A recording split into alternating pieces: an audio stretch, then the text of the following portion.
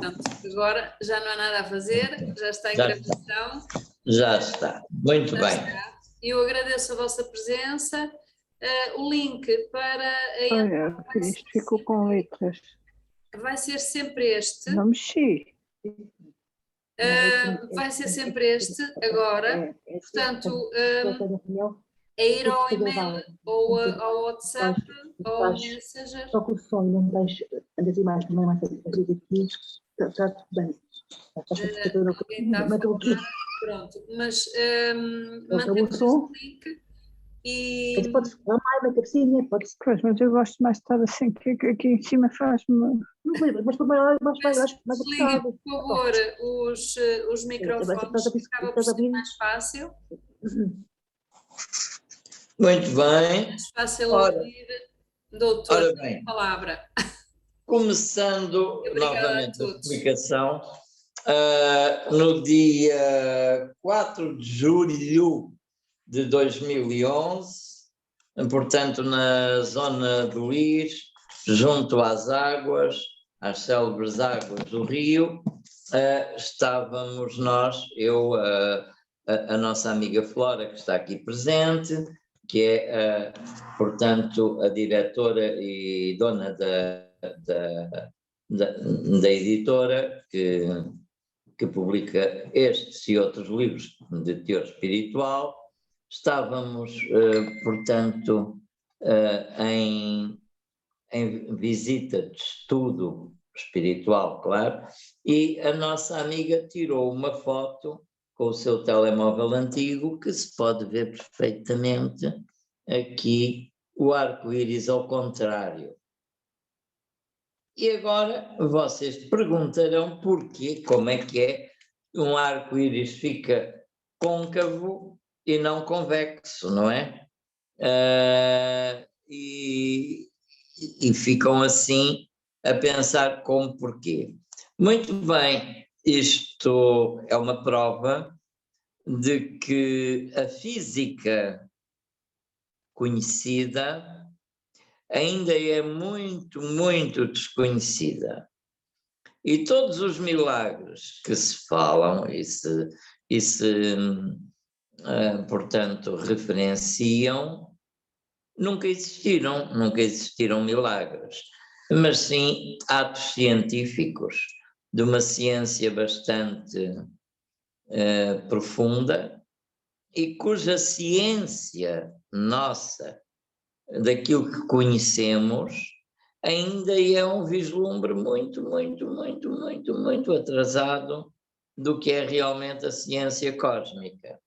Então, de acordo com a ciência cósmica e de acordo também com a força da gravitação no local em que estávamos, portanto em Lis, naquela área, essa influência foi capaz de, portanto, alterar a posição dos raios de luz e colocá-los com uma outra configuração diferente daquela que seria normal. Um arco-íris ao contrário do comum.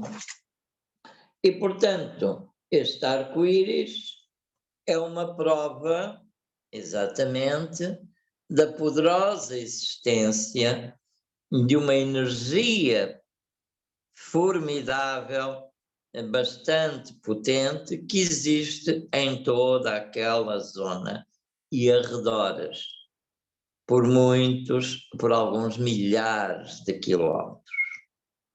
E não estou a exagerar, porque se eu vos disser que o epicentro ali naquele sítio, tirando um raio, numa circunferência, ele vai atingir Medjugorje, na ex-Jugoslávia, na Bósnia. Vai até ali o limite de Fátima Lis. Portanto, como podem ver, são os milhares de quilómetros. E tudo isso está naquele ângulo de poderosíssima energia. Fátima é um desvio da energia direta dali, que está conectado com 2 focos de energia, portanto, é um ponto de emanação energética poderosíssimo, porque está ligado a Lis e está ligado também ao K4 na Guardunha. Portanto, são pontos poderosíssimos e está ligado também na circunferência de Tomar, toda aquela zona, tudo ali está, Serra de Candeeiros, Serra da Aire, Serra da Gordunha, tudo isto entra num conjunto complexo de enormes e poderosíssimas fontes de forças energéticas, forças divinas telúricas, porque há o telurismo baixo e há um telurismo alto. Então estas forças são forças muito positivas. Fátima Lis deixou para mim uma mensagem para todos nós, mensagem essa que está nas 12 leis, as 12 leis que teriam que sair na altura em que se manifestaram, portanto, elas manifestaram-se exatamente em 2001 e levaram precisamente 10 anos escondidas, desde 2001, levaram 10 anos escondidas por um agente da sombra que desviou e, ao traduzir as leis, só traduziu 10 e falsificou-as. Depois tivemos que refazer todo o trabalho, aliás, isso está escrito no epílogo, na página 49 do livro, escreve um bocadinho isso. A zona de Lis está ligada, de certa forma, à estrela também, de onde vem e provém aquelas águas, elas vêm da Serra da Estrela. Estas águas vêm diretamente da Serra da Estrela, da nascente do rio Zézere, que vai desaguar ao rio Tejo. Por conseguinte, aqui, neste livro, a lei suprema, a lei cósmica, a lei divina, divide-se na famosa lei universal, que é chamada a lei antiga. E esta lei antiga é a lei única que rege todos os mundos. Todos os mundos. E é desta lei antiga, parte dela, que fala o livro. Eu posso aqui falar, portanto,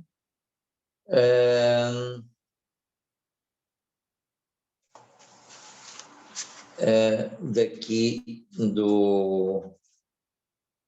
dos códices de luz. As 12 leis são: a primeira, que é a lei do pensamento; a segunda, a lei do suprimento, não é sofrimento; terceira, a lei da atração; quarta, a lei do recebimento; quinto, a lei do progresso; sexta, a lei da compensação; sétima, a lei da não resistência; oitava, a lei do perdão; nona, a lei do sacrifício; décima, a lei da obediência; 11ª, a lei do sucesso; e 12ª, a lei do amor. Então, isto Lis está ligado a Fátima, está ligado à mãe divina, à expressão da mãe divina, está ligado à rainha Isabel de Aragão, está ligado a várias consciências e leva-nos pela compaixão absoluta. Então, abre a lei do pensamento, abre com uma parte do que foi escrito no Evangelho de Mateus, capítulo 6, versículos 22 e 23. E isto define a lei do pensamento. A candeia do corpo é os olhos, de sorte que se os teus olhos forem bons, todo o teu corpo terá luz. Se, porém, os teus olhos forem maus, o teu corpo será tenebroso. Se, portanto, a luz que há em ti são trevas, quão grandes serão tais trevas?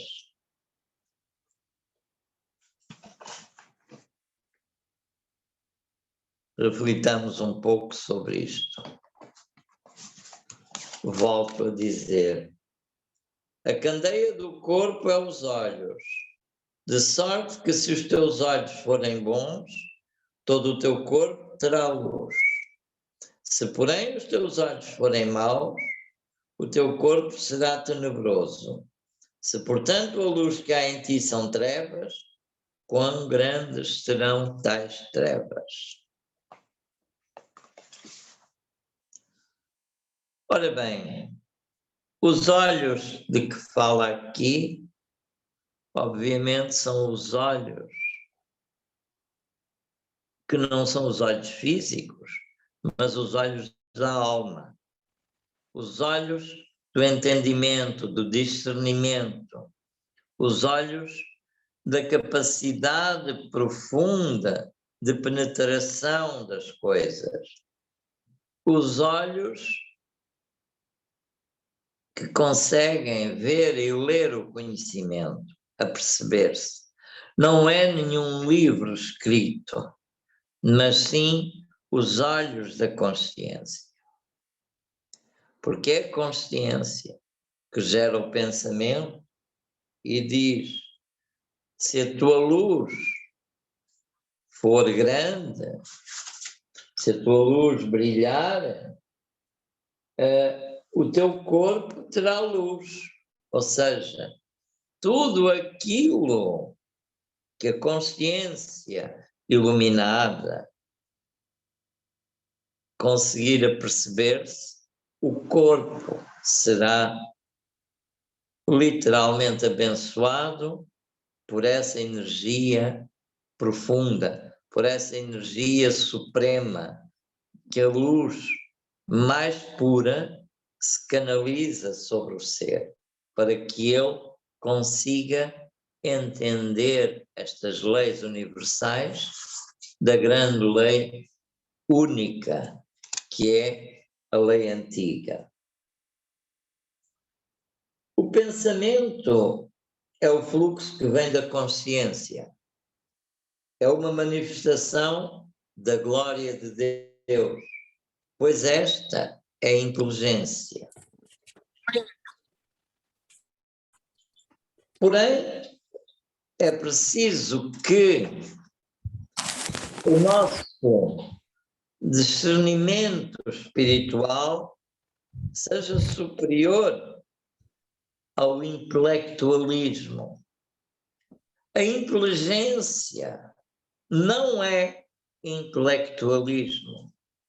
A inteligência é a capacidade de desenvolvimento da consciência, de expansão da consciência. E se manifesta a inteligência. E a inteligência, apenas por si, ela é suprema, ela é absoluta, ela é profunda. Ela não tem forma, porque os pensamentos depois é que se geram para lá da consciência, eles geram-se. E ao gerarem-se, eles vão para a mente. E a mente que manifesta os pensamentos é uma mente inferior. Porque o pensamento só por si é imanifesto, porque ele é de origem divina, não se manifesta. Então, onde ele vibra, primeiro que tudo, é na mente superior, a mente suprema, que é a mente sem forma. E depois é que passa para a mente concreta, a mente com forma, onde o pensamento dá origem à palavra, à ideia que se expressa. Porque antes o pensamento é sentido só como se fosse uma corrente elétrica, indefinido, sem forma, como sem forma somos todos nós. O pensamento aí vibra no plano da sexta dimensão, transmissão elétrica.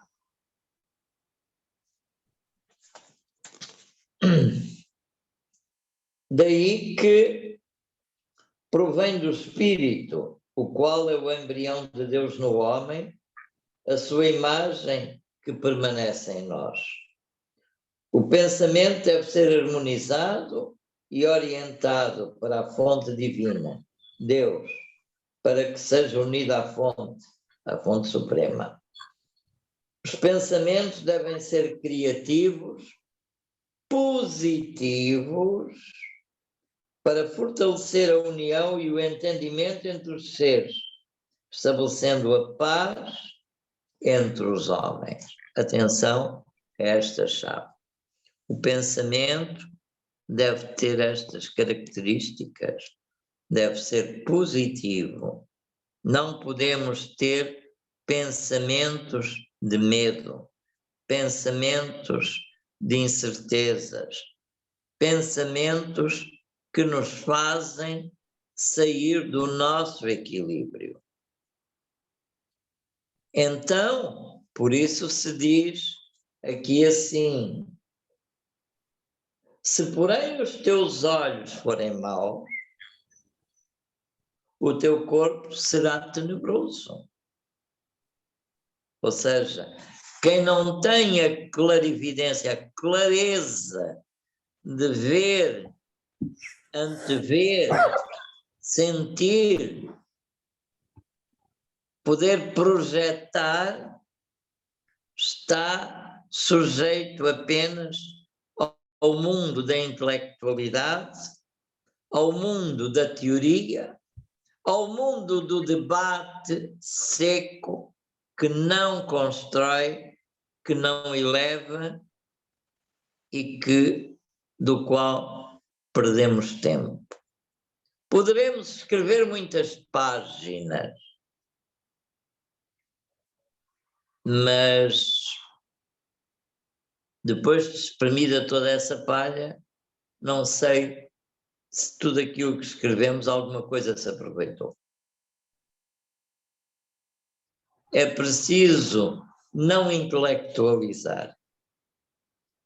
Deus nunca pode ser alcançado pelo intelecto.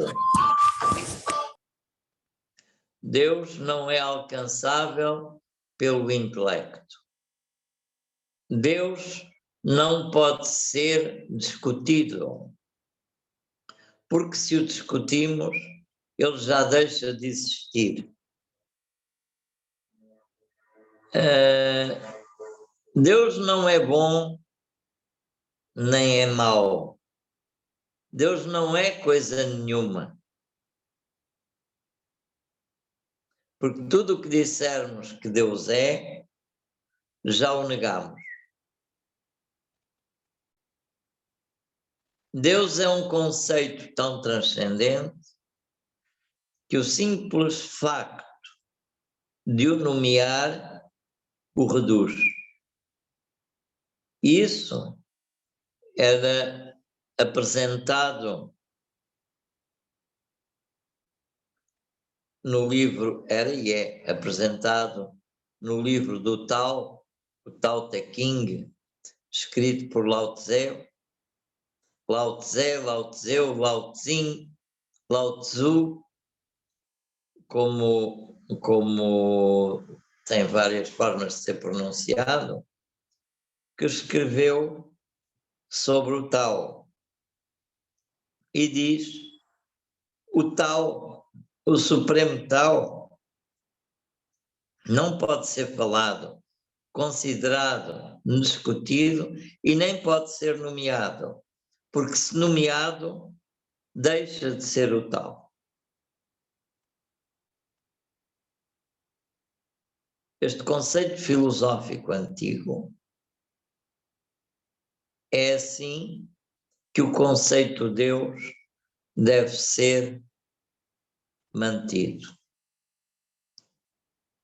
Não ver Deus na forma de Jesus, na forma de qualquer ser.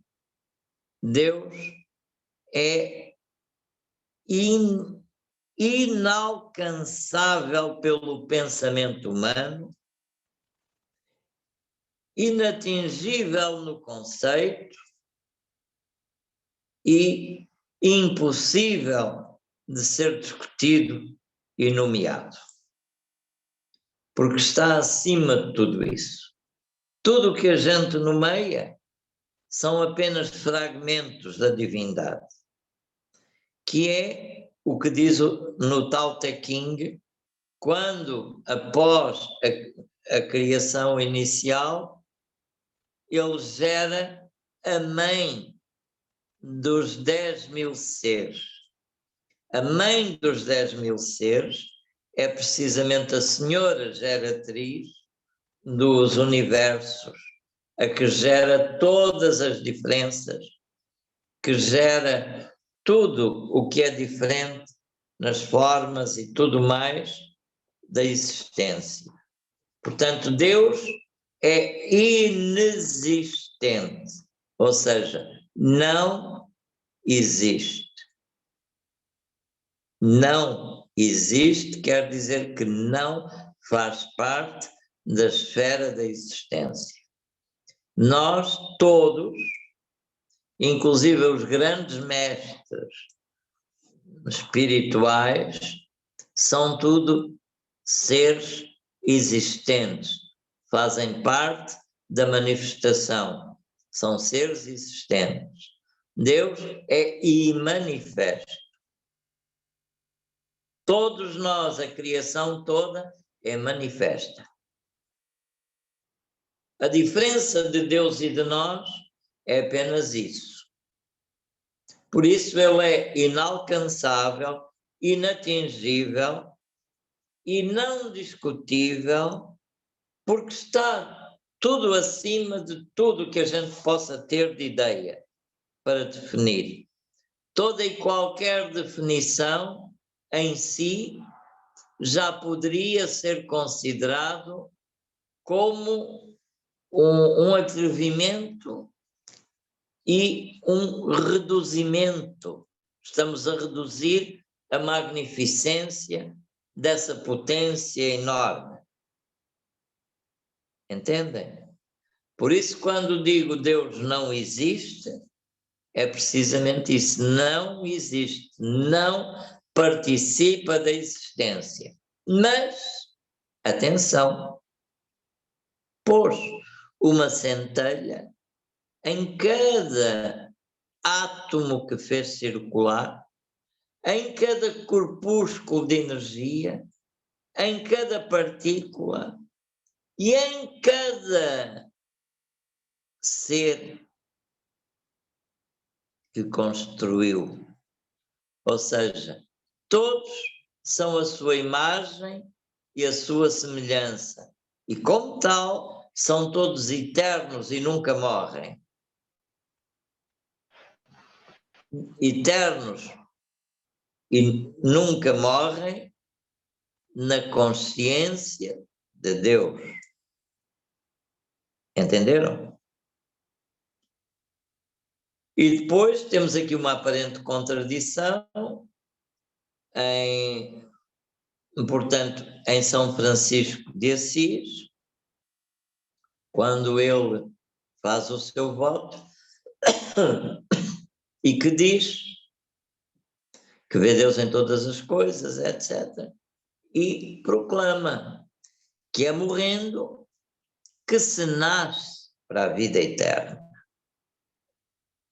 Portanto, ninguém mesmo, no mundo da existência, pode alcançar a eternidade do reino divino sem, neste plano aqui, passar pela morte, que é a dissolução do corpo grosseiro, do corpo pesado, e por isso disse: lembra-te, ó homem, que és pó, porque é claro, nós somos feitos do pó da terra. Quer isto dizer, a nossa matéria densa, ela é feita exatamente dessa mesma consistência de todo o pó físico material deste mundo. Então os nossos corpos não são nossos, são da terra. Os nossos corpos não são exatamente de Deus diretamente, embora sejam uma projeção dele, mas ele os fez apenas transitoriamente para nós vestirmos, porque diz exatamente na própria Bíblia, quando Deus expulsou Adão e Eva do paraíso, eles verificaram que estavam nus e então Deus fabricou para eles vestes de pele para que eles vestissem e os mandou para a terra. Está escrito exatamente assim. Ora, esta expulsão do paraíso é uma saída dos espíritos virginais, os espíritos puros, para o mundo da matéria, para o mundo da ilusão, e perante os quais eles estavam nus e não podiam vir nus. E isso não tem nada a ver com o nosso corpo físico nu, nem tem que ver com a nossa sexualidade, como erroneamente a Igreja Católica classifica que o pecado é o sexo. Se o pecado é o sexo, vocês pensem, está no Gênesis também, que os nossos criadores disseram, aliás, para o homem e a mulher, disseram: multiplicai-vos e crescei, multiplicai-vos e enchei a terra. Não é? Ora bem, se ele deu esta ordem, crescei e multiplicai-vos e enchei a terra, então, se o sexo é pecado, o grande pecador foi Deus. Não é? Evidentemente que esta história de estarem nus e não poderem estar aqui é que a essência deles, os corpos puríssimos deles, vindos da presença, da magnificência de Deus, tiveram que descer a um mundo inferior e tiveram que vestir as túnicas de pele, que são os corpos inferiores com que a divindade nos dotou para podermos mergulhar nesta sombra e podermos aqui crescer, movermos-nos. E o crescer é crescer também em sabedoria, em graça, na glória divina, a ponto de ascendermos, a ponto de tornarmos à luz. Então Deus, que não pode evoluir, criou estas células suas, as criaturas todas, como forma de ele se experimentar e ao mesmo tempo evoluir, porque ele não pode evoluir no estado em que está, mas evolui através de nós. Por isso, cada um de nós é a imagem da presença de Deus. Olhem para vocês e tenham a consciência que estão a ver no outro Deus. E que vocês são também Deus. E que o vosso gato é Deus, o vosso cão é Deus, porque são todos seres que estão no mesmo plano de manifestação, com outras formas, com outra missão. Quando a consciência humana alcança os maiores e mais ardentes planos da luz suprema, o ser fica fora da possibilidade de encarnar, fica liberto da encarnação e é chamado então um Buda. Buda em sânscrito quer dizer aquele que se iluminou, quer dizer também sábio iluminado. Então, alcança o estado de Buda. Ao alcançar o estado de Buda, pode não voltar mais à Terra a assumir corpo, porque efetivamente já não necessita. Porém, alguns dos Budas alcançaram esse estado, olharam para si e para os seus irmãos e olharam para o vale das sombras, de onde saímos, de onde emergimos. E nesse vale das sombras, eles apiedaram-se compassivamente de todos esses seus irmãos, nos quais e dos quais eles participaram e fizeram os mesmos erros no tempo em que não tinham alcançado a iluminação e quando os seus olhos ainda estavam na sombra. E por isso olharam-se a si mesmos e disseram: não, eu não sou digno de viver esta bênção que alcancei enquanto ali embaixo estiverem seres em sofrimento. Renunciaram ao seu posto glorioso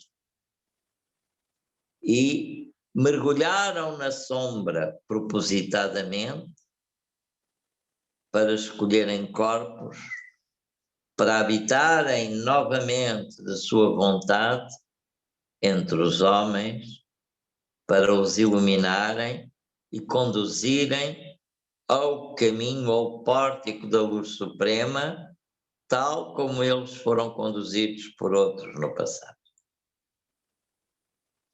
São chamados Bodhisattvas em sânscrito, em japonês são chamados Bosatsu ou Bobatsu, tal como os Budas em sânscrito, e em japonês esse estado é chamado Nyorai, em japonês. Nós, dentro do cristianismo, chamamos Cristo a esse estado de iluminação, esse estado de plenitude. Cristo não é um ser, não é um homem, não é nem nunca foi Jesus, não é nem nunca foi Maitreya. É a essência do coração de todos os seres. Cristo é o tabernáculo do Altíssimo, é o Santo dos Santos chamado, é exatamente o templo do Deus vivo, onde Deus vive, o tabernáculo. Cristo é o estado de consciência divina, é o estado de consciência pura, altamente compassivo. Aquele que não vai a nenhum lugar sozinho, sem primeiro arrastar atrás de si todos os que estão no erro, na sombra e na dor.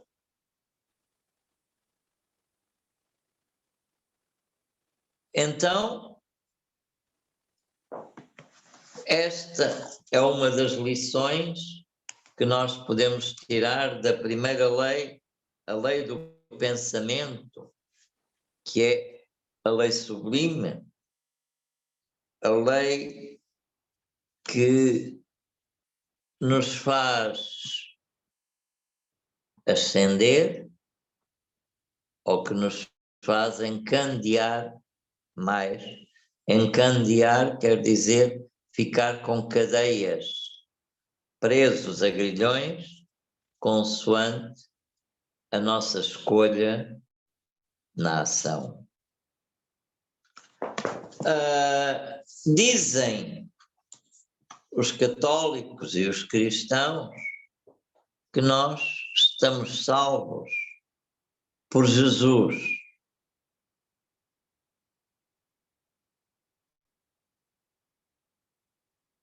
Mas, na verdade, Jesus, como nós o conhecemos, não veio para salvar ninguém.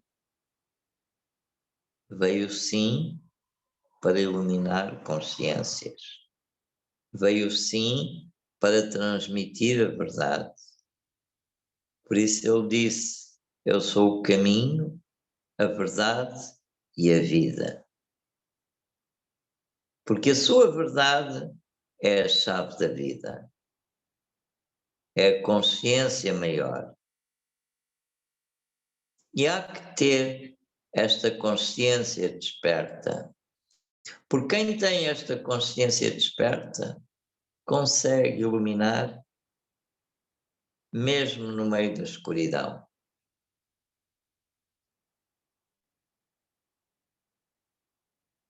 Curiosamente, quando eu estava nos meus primeiros passos de ser ensinado, estamos no ano 1974, eu fui apresentado a alguém dentro da ciência espiritual e essa pessoa,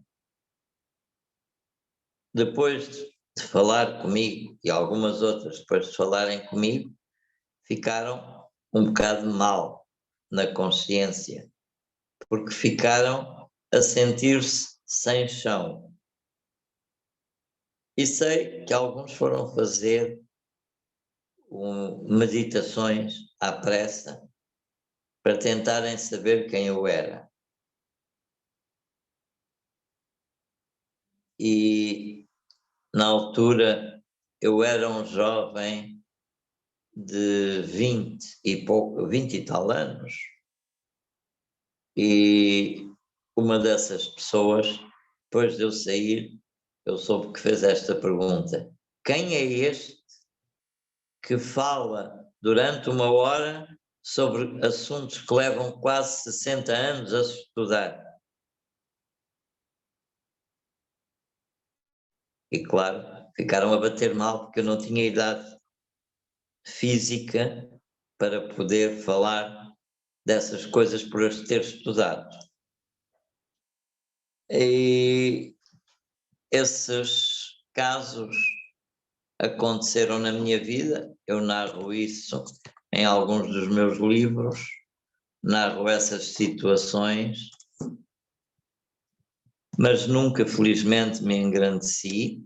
Houve uma outra vidente que foi pôr-se em meditação para saber quem eu era, e quando lhe mostraram quem eu era, ela caiu quase e disse: não, não é possível, ninguém encarna neste mundo com este grau de luz, disse ela.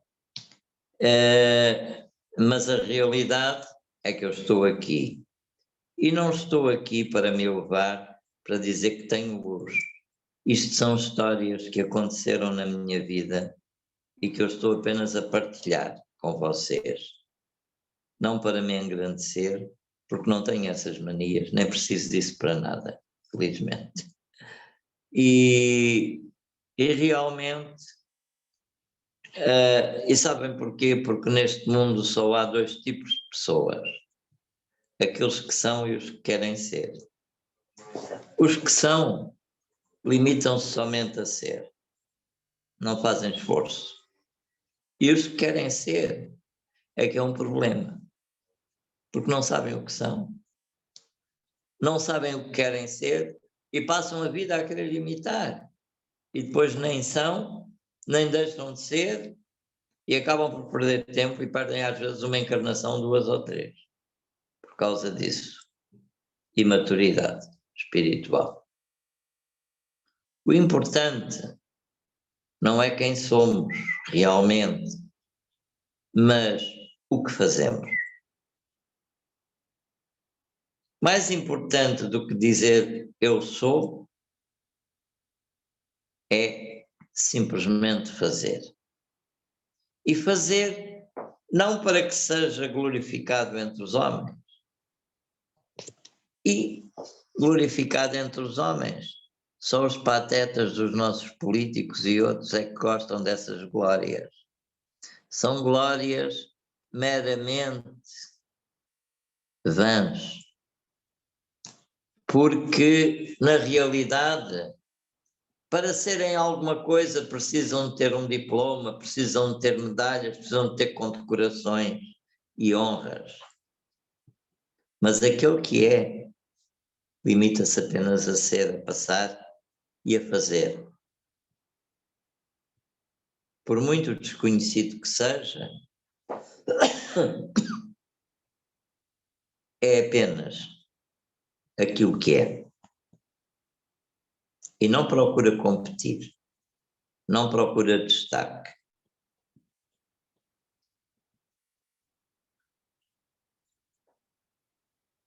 A importância da humildade,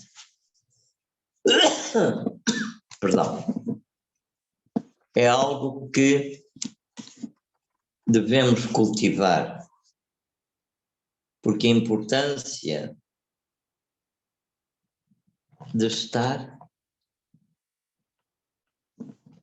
abre-nos as portas todas. O problema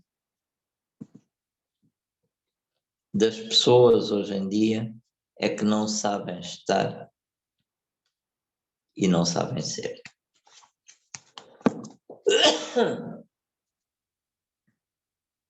Karma, como eu já aqui falei, karma é apenas a ação. Karma, em sânscrito, significa ação. O karma nunca poderá ser nem bom nem mau. Porque como ação, ele é gerado pelo pensamento. Só o pensamento pode ocasionar um karma. Quando se diz que os mestres de sabedoria, que são seres que estão isentos do karma, que não têm karma, não temos ideia daquilo que estamos a dizer. Não terão um karma expiatório, como a maior parte dos seres que vivem neste mundo, mas têm um karma de ação, a ação é karma, que vieram fazer. E o seu karma é semear o Dharma. O Dharma, que é a missão. A missão, a filosofia, a doutrina.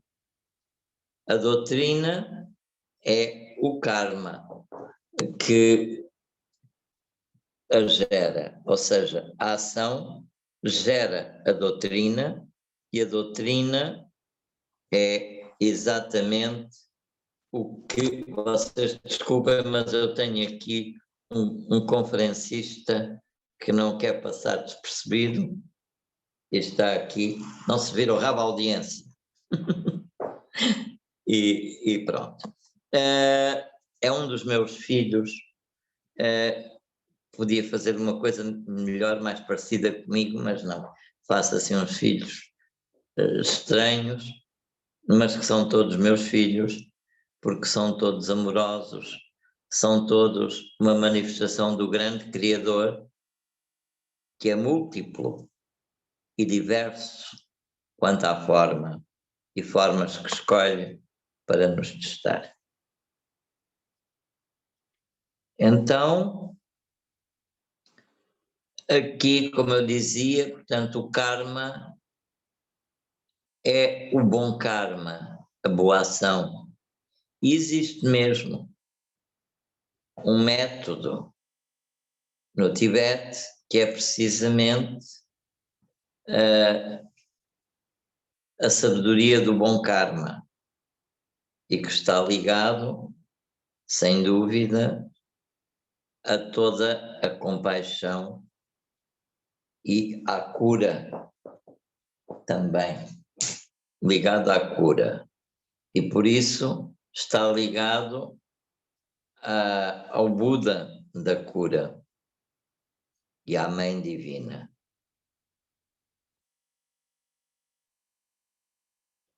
Conforme alguns de vocês já devem ter lido em alguns dos meus livros, eu estive também no Tibete a estudar e quando lá estive efetivamente como pessoa sem documentos e completamente sem autorização nem nada, porque aquilo fazia parte do governo chinês e foi usurpado pela China e estive num mosteiro a estudar, um mosteiro escondido dentro das rochas e lá estive algum tempo, pouco, mas para aprender alguma coisa que depois tive que ir aprender na América do Sul, para complementar. Todo este conhecimento, não fui de avião, não fui por mim próprio, mas fui levado pelos meus mentores. E aprendi algumas coisas, das quais eu tento partilhar convosco, e é graças a tudo isso que eu sou a pessoa que sou hoje para vos poder ajudar. Não sou nada de especial, podia ser muito melhor, mas deram-me um corpo imperfeito, com limitações imensas e que eu tenho muitas dificuldades às vezes em conseguir superar. Mas cá vamos. Entre uma vida e uma morte dentro da vida, já morri neste mundo, aqui nesta existência desta vida, já morri e renasci, e por conseguinte me deram uma nova missão para seguir. E essa nova missão é aquela a que eu me dedico agora. Todavia, não esqueço o que semeei antes e estou aqui ao serviço na continuação e conclusão desse trabalho. Estou ligado à cura, à medicina. Estou ligado ao Buda da medicina. Uma coisa que a maior parte dos médicos não sabe o que é. Uma coisa que a maior parte dos médicos não sabem o que é honrar a profissão. Uma coisa que a maior parte dos médicos não sabem o que é ser médico. Pensam que ser médico é ser uma pessoa importante. Pensam que ser médico é ganhar muito dinheiro. Pensam que ser médico é ter um destaque social. Pois eu, se isso tudo é ser médico, eu sinceramente não quero ser médico. Esse tipo de médico não sou, não quero e renuncio. Mas renunciei publicamente ao meu título de médico quando a Ordem dos Médicos declarou que as pessoas para a vacinação Covid não tinham direito à informação, não tinham direito a poderem ter a darem autorização a essa vacinação por instrução, por terem informação prévia do que vão fazer. Perante isso, eu disse, eu nego e renego este tipo de medicina, não quero mais ser chamado de médico. E fui à minha página do Facebook e tirei de lá a descrição que dizia médico clínico. Retirei e pus hipocrático apenas, que é o que está na página. Não quero ser médico. Detesto ser sequer comparado ou confundido com semelhante tipo de pessoas. Se o médico for uma pessoa coerente, se for um servo da humanidade, se fizer o bem e procurar servir, será meu colega. Mas se não for isso, não o conheço, nem quero ser.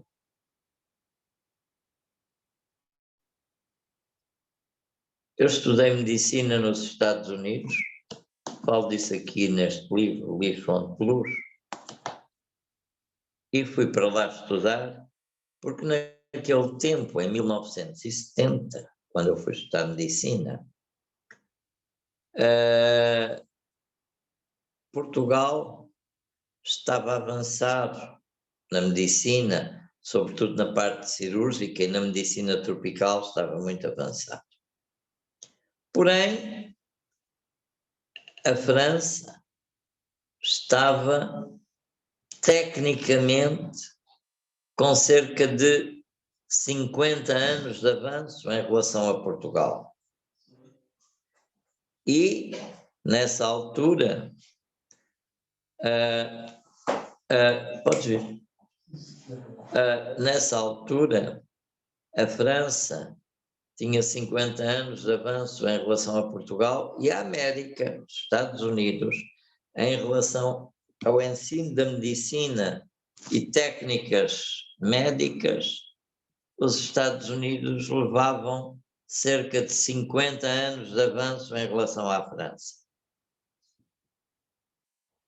Então, eu quis ir aprender onde pudesse estar mais atualizado. E fui. E ainda hoje, aquele hospital existe no estado de Idaho. E por conseguinte, ainda me lembro de muita coisa que lá passei nesse tempo. Fui para lá e uma das coisas que me sensibilizou desagradavelmente foi a falta de humanismo e de sentido social na América no apoio às pessoas. As pessoas não tinham direito à saúde, ainda hoje não têm muito. As pessoas têm direito à saúde, mas ficam com uma conta do tamanho terrível para poderem pagar a prestação desses serviços. Se não tiverem seguro, não têm direito a esse pagamento. E, no tempo em que eu estive, as pessoas não eram sequer mesmo acudidas, mesmo que não tivessem dinheiro, não eram acudidas se não tinham como pagar, deixavam-nas estar a sofrer e a morrer. Isso não é medicina. Estudei nesse espírito, mas eu jurei a mim próprio não seguir esse exemplo. Fui-me especializar para o Brasil, outra desgraça. Para onde eu fui? Para o Rio de Janeiro e para São Paulo. Então eu passeava no Rio, eu era protegido e podia andar sozinho no Rio, mesmo entre os bandidos, que os próprios bandidos me protegiam, porque eu estava protegido por um outro olho maior. E eu circulava no Rio e via aquela gente abandonada nas ruas, tomando cachaça, vivendo na rua, com chagas no corpo, abandonados socialmente, medicamente, tudo. Eu olhava para aquilo e o coração doía-me. Quando eu acabei a especialidade no Brasil, eu tinha possibilidade de ter ficado no Brasil, como tive possibilidade de ter ficado na América, a exercer. Ainda mais tarde, em 1988, nos Estados Unidos, fui convidado a ficar no Hospital St. Joseph, em Lowell. Tinham toda a honra que eu ficasse lá com eles, estive lá num trabalho cirúrgico que fui convidado, chamado mesmo por causa de uma doente, tinha um problema no rim, e eu trabalhei com a equipe, eles gostaram muito e queriam que eu ficasse. Eu disse-lhes que não, que a minha missão era aqui em Portugal. Saí do Brasil e vim para Portugal porque eu não tinha coração para ver as pessoas abandonadas na rua. Quem me diria a mim que o meu país ia se tornar um Brasil uns anos mais tarde? E que as pessoas passam por aqueles que estão abandonados, por aqueles que estão com problemas de droga e tudo, viram a cara para o lado e ninguém quer saber. Um dos ensinamentos que os mestres me deram foi: não desprezes na carne alheia a tua própria. Lembrem-se disso.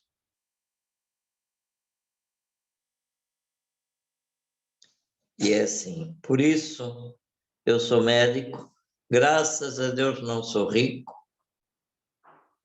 Sou rico em conhecimentos e em sabedoria de humanismo. Sou rico em experiências que vivi, mas não sou rico financeiramente. E ainda bem, porque posso morrer em paz em qualquer momento, que não me preocupo a quem vou deixar a fortuna. E estou pronto para a viagem, seja ela quando for. E é isto que eu tenho como parte da minha vida. Temos 12 lições, temos 12 reflexões para fazer. Se eu as fizesse todas neste dia, eu acho que vocês não tinham paciência para me ouvir e estavam todos a dormir. Daqui a umas horas mais. Portanto, ficamos na primeira lei. Portanto, a lei sobre o pensamento, a lei do pensamento, que é esta. Discutiremos mais adiante, provavelmente na próxima quinta-feira, depois de convidarmos um pouco, a lei do suprimento, que é a segunda lei. Pode ser? Então, Luís, este livro, esta obra, é um livro que, se vocês lerem com atenção, ele vos vai dizer muita coisa. Mas não o leiam apenas como um livro de contos. Leiam-no, releiam-no e leiam-no muito mais. Porque ele vos dirá cada vez algo mais. Há um outro livro que eu escrevi e que a Maitreya publicou, e esse livro é importante que todos vocês também o leiam, se puderem. Esse livro vai ser o vosso companheiro e o vosso guia diário. Acreditem no que eu digo. As 108 contas do Rosário. Tenham dito, terminei por hoje.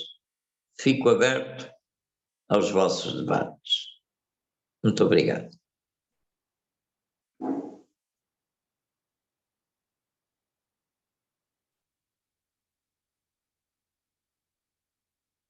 Eu apenas posso acrescentar que naquele dia 4 de julho, em que fomos lá a Lis, nas fotografias que eu tirei da água, à beira da água, nós não víamos nada, não é? Mas ficaram nas fotografias. Havia pétalas de rosa branca na água. Eu vi isso. Havia um perfume no ar que só foi embora quando nós fomos embora. Que, aliás, eu já comentei aqui, quando eu estava a escrever o livro, e foi relatado várias vezes, eu acho que a amiga ouviu esse testemunho do Juan. Mal eu começava a escrever, um perfume de rosas invadia todo o lugar. E o Juan falava que ainda hoje tem um rosário que eu lhe dei em Fátima, e ainda hoje o rosário cheira a flores. Um rosário que era de pedras e que não tinha qualquer possibilidade de ter perfume. Depois de ele ter sido abençoado e ter sido dado, ficou a exalar um perfume que nunca mais foi-lhe dado no ano 2000. Até hoje não deixou de cheirar.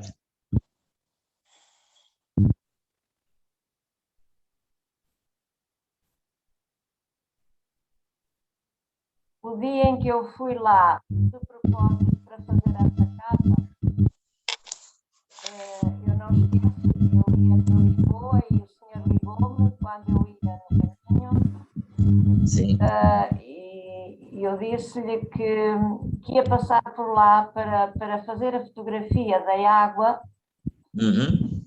porque sentia que o livro tinha que ter a fotografia daquela água. Lembra-se? Exatamente. Lembro perfeitamente. Que é a foto que está aqui. E a prova está aí. Eu sabia que tinha que ajoelhar num determinado ponto para conseguir obter aquele ângulo. Naquele caminho para lá, eu passei testes que não desejo a ninguém. Não é? Sempre é assim. Pronto. Mas quando eu cheguei lá, havia assim como um degrauzinho feito em pedras, postas pequeninas umas em cima das outras, tipo assim um degrauzinho, exatamente no sítio onde eu tinha que ajoelhar para fazer essa fotografia dessa capa. E foi esse livro realmente, como outros que tenho, que já sabe que todos os livros têm a sua história. Claro. Há livros em que a história é muito forte, muito forte. E realmente esse livro teve assim umas histórias. Assim como quando nós íamos no caminho, nós parámos na autoestrada, eu levava o Evangelho de Maitreya para o senhor dar uma vista de olhos e levava a capa para nós escolhermos todos, levava 3 propostas de capa. Exato. Todos escolheu aquela capa azul, assim. Azul. Foi. E a borboleta pequenina que lá andava à nossa volta, exatamente na cor da capa. Exato, estou lembrado disso. Eu tenho a fotografia da borboleta. Ótimo. Eu espero que com estas coisas da informática doida como anda, espero que a fotografia não se perca. São assim coisas que estas coisas ajudam muitas vezes a superar tanta dificuldade. Há tanta coisa positiva e tanta coisa para ver e para a gente transcender naturalmente, mais do que olhar apenas as coisas e as formas. Claro. É preciso tentar entender, sem pensamento, unir-se à energia que se manifesta. É isso. E mais, toda e qualquer experiência que vocês tenham, quando a tiverem, não busquem pensar ou ir atrás daquilo que estão a fazer. Quando fizerem isso, vocês já cortaram a manifestação que estão a ter. Deixem passivamente aquilo estar, demonstrar, fazer o que têm que fazer e receberem vocês o que têm a receber. Não procurem segunda vez, porque Deus só diz uma única palavra uma única vez. É isso. Dr. Carlos, o senhor recorda-se da chama trina? Perfeitamente. Uma vez, a Sandra, a esposa do falecido Pedro, não é? Ela tinha estado de serviço, que ela trabalhava num shopping e estava de serviço, e o Pedro esqueceu-se de levar a máquina fotográfica, depois punha tudo no Facebook. Para quem não sabe, a chama trina era um espaço. Exatamente, um espaço num piso -1 do Shopping Center Brasília, aqui na Rotunda da Boa Vista, no Porto. Onde fizemos o lançamento. Fizemos lá um lançamento. Ainda agora há muita gente que tem saudades da chama trina.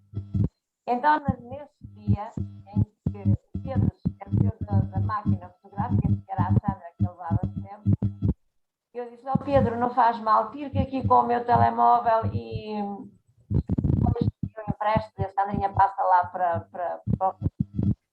E naquele sítio estava também uma fotografia, que era uma fotografia que foi tirada.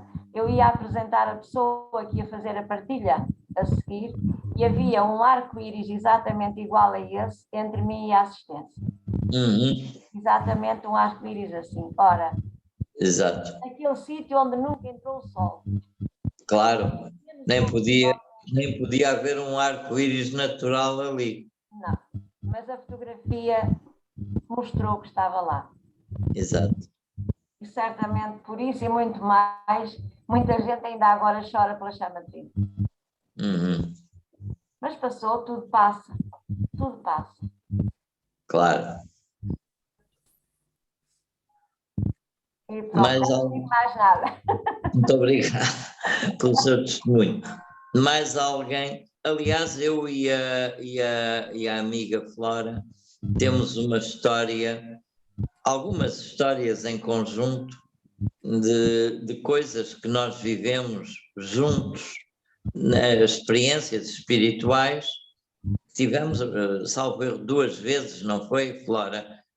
Salvo erro, tivemos 2 vezes em viagem com o Juan, com a Cláudia, lembra-se?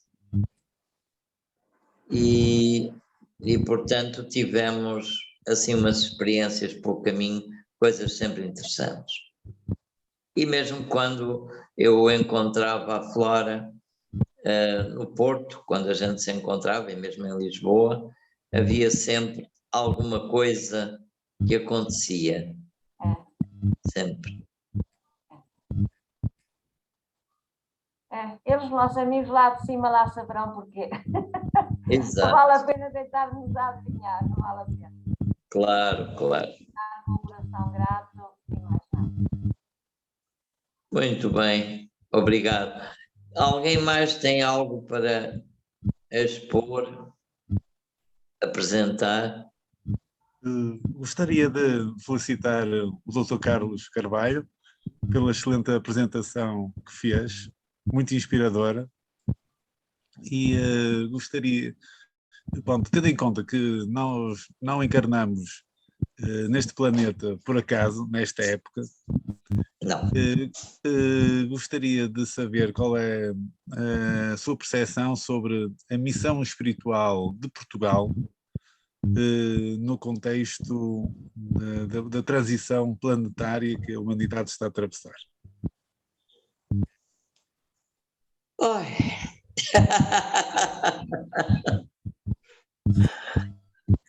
Ora bem, meu caro amigo, precisava aqui do Fernando Pessoa para dizer algo mais importante do que eu possa dizer. Mas Portugal foi como um grão, uma semente que algum dia floresceu, cresceu, se expandiu e fez uma árvore muito grande, com braços muito frondosos, e encheu o mundo. Depois, as folhas foram caindo, os ramos foram secando, alguém queimou a árvore e estamos a voltar à semente.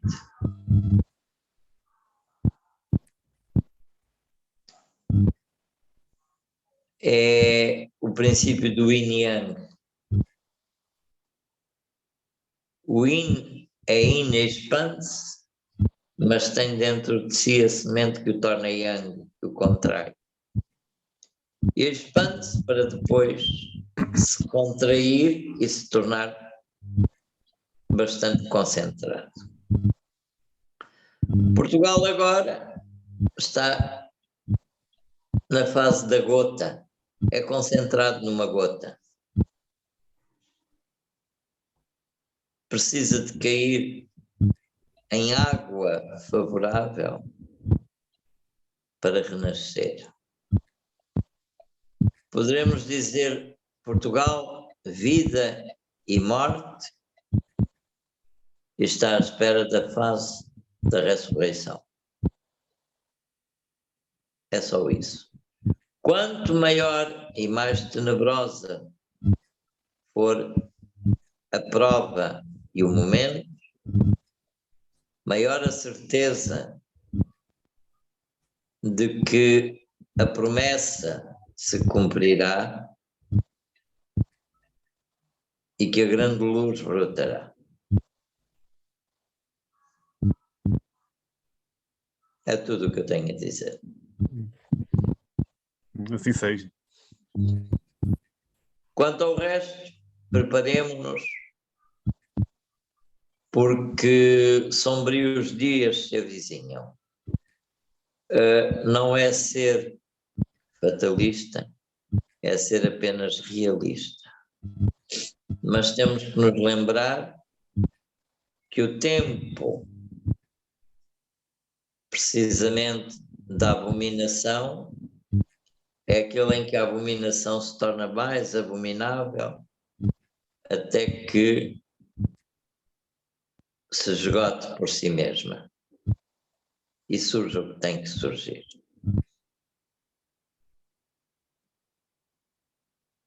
É só isso. Já não é pouco. Coube-nos estar aqui.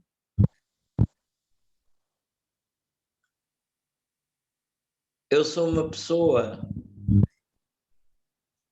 que sempre fui muito saudável e que alguma vez, sem ser por acaso, fiquei doente, sem ter alguma doença minha. Mas tive que adoecer e tive que morrer para poder renascer. E a Flora sabe o que eu falo.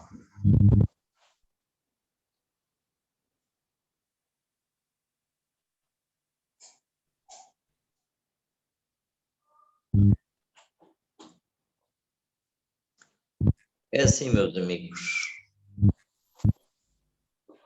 A minha energia é uma energia que não é humana. É uma energia que transcende. É uma energia que abraça e contempla o mundo inteiro.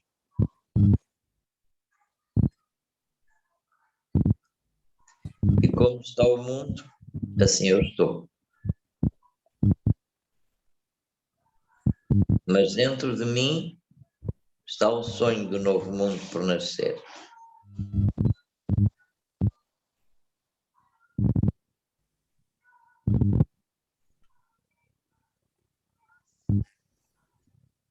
Na filosofia esotérica hindu,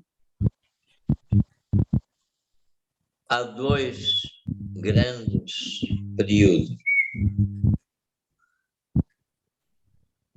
Há sempre um Manvantara e um Pralaya. O Manvantara é definido como o dia de Brahma e o Pralaya como o sono de Brahma.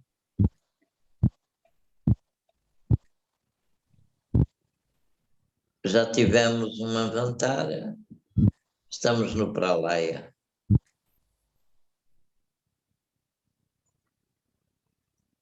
É o tempo da negação de tudo.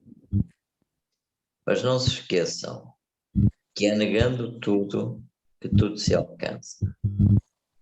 Sobretudo, não nos apegarmos. Não pensem. Não pensem em dinheiro, porque o dinheiro mata. Quem pensa em dinheiro fica com ansiedade e fica com problemas e diminui a vida. Não se aflijam com o dinheiro. Concentrem-se sim no que têm que fazer.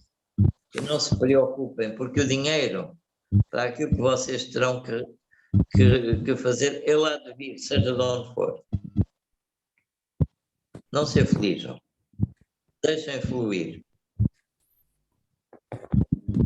O que se tem que fazer, se não fizermos agora tudo, far-se-á gradualmente. Tudo tem o seu tempo. O nosso problema muitas vezes é que nós, humanos, confundimos o tempo e acreditamos que o nosso tempo é o tempo certo. mas o tempo certo nunca é aquele que a gente julga.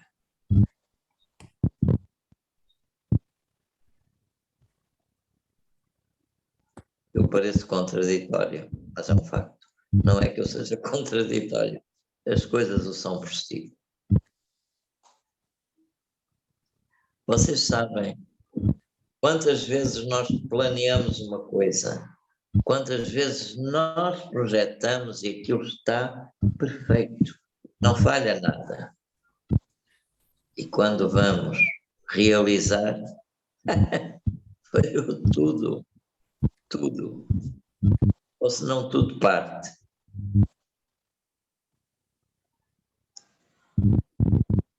Há muitos anos, alguns anos atrás,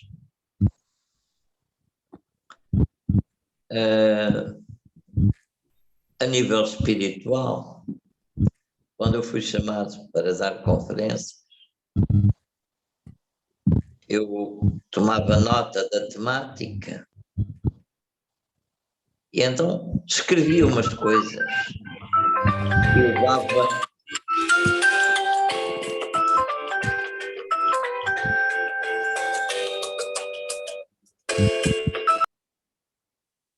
e levava comigo uma folha com as notas escritas que era para seguir o lembrete. Então aconteciam umas coisas engraçadas. Quando eu ia falar, a voz prendia-se e eu não podia dizer nada do que tinha escrito e tinha que dizer tudo aquilo que eu não pensava dizer e tudo saía diferente do que eu tinha projetado. Então vocês veem, apenas estou aqui, apenas trouxe o livro para me servir de orientação. O que eu falei não está escrito, mas foi sobre o que está escrito que eu dissertei. A minha dissertação está gravada. Vim apenas com os gatos, estão aqui comigo e nada mais. Vim eu e aquilo que eu falei saiu do coração. E é assim. A partir daí eu nunca mais escrevi nada. Eu fiz lançamentos de livros com a Flora e nunca levei nada escrito. Foi sempre tudo somente no momento. E quem me vê hoje falar, ninguém vai acreditar que nos tempos que eu era estudante, quando tinha que falar perante o auditório, eu ficava com os joelhos a tremer atrás do púlpito e ficava a ter que pôr a mão para ninguém me ver com as mãos a tremer, de medo de enfrentar o público que estava diante de mim.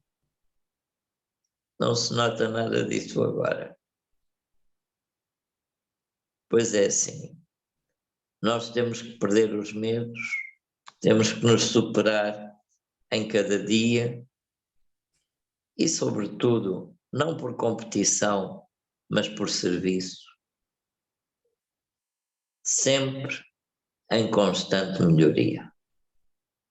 É bom para nós e para os nossos irmãos. Se não fizermos o melhor de nós próprios, não temos muito para fazer.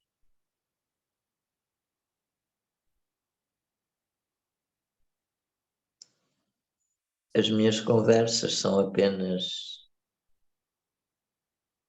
pequenas partilhas da pequena e pouca experiência que eu tenho, porque quem sou eu, que sou eu, perante a imensidade do universo? Posso dizer nada.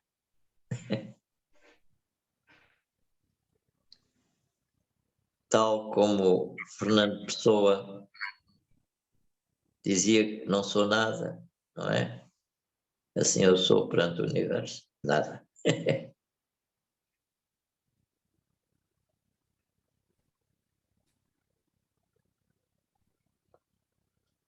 estou disponível. Se alguém quiser dizer alguma coisa mais, por favor.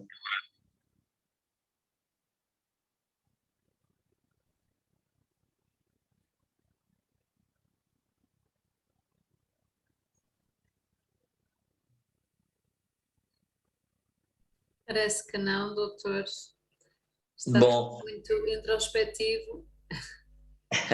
Foi forte e espero que todos fiquem felizes.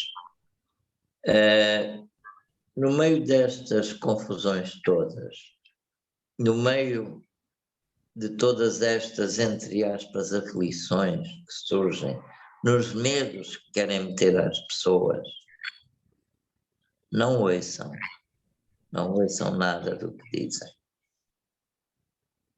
Escutem-se vocês próprios, dentro de vocês. Escutem a vossa voz interior, não os ruídos externos. Escutem a voz interior, deixem-se ir. De resto, o divino não nos desampara. E mais vale a gente perseverar na decisão interior do que nos deixarmos ir por ventos externos que não sabem nunca aonde nos vão jogar. É o conselho que dou. Sejam felizes. Vivam com felicidade, como eu. Não tenham nada. Mesmo tendo o que tiverem, seja o que for, despojem-se de tudo. Ou seja, não se fixem, não façam as coisas ser extensões dentro de vocês. Lembrem-se, as coisas estão aqui no mundo material só para nosso uso e benefício, não para serem nós. Nós não somos as coisas não são nós. São apenas dispensadas para nosso uso e melhoria de algumas atividades e coisas que precisamos, só isso. Vejam a vida assim e sejam felizes. É tudo o que eu tenho a dizer. Não se deixem levar por medos se vão morrer amanhã. Claro que vão, obviamente. Quem é que vos disse que vão viver sempre neste corpo? Disparate. Claro, desde que vocês nasceram, o que tem mais certo é a morte. Não se preocupem. Preocupem-se em viver. E depois, como eu já aqui disse, a morte é apenas uma porta de passagem para a vida eterna. Nada mais. Até porque a gente não morre. Continua atento lá no outro lado.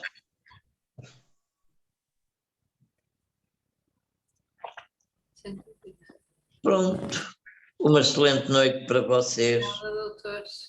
Que os anjos vos abençoem, vos embalem nos bons pensamentos, nos bons sentimentos e, sobretudo, cheios da emoção divina.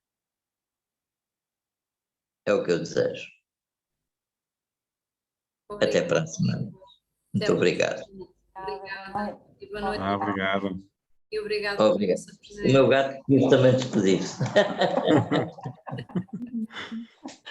Ai, ai. Oh, menino, sai daqui. Pronto, boa noite a todos. Obrigado. Boa noite, muito obrigado. Até à próxima.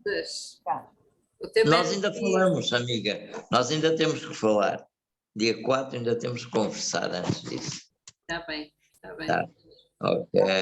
Obrigado. Boa noite a todos. Boa noite. Boa noite.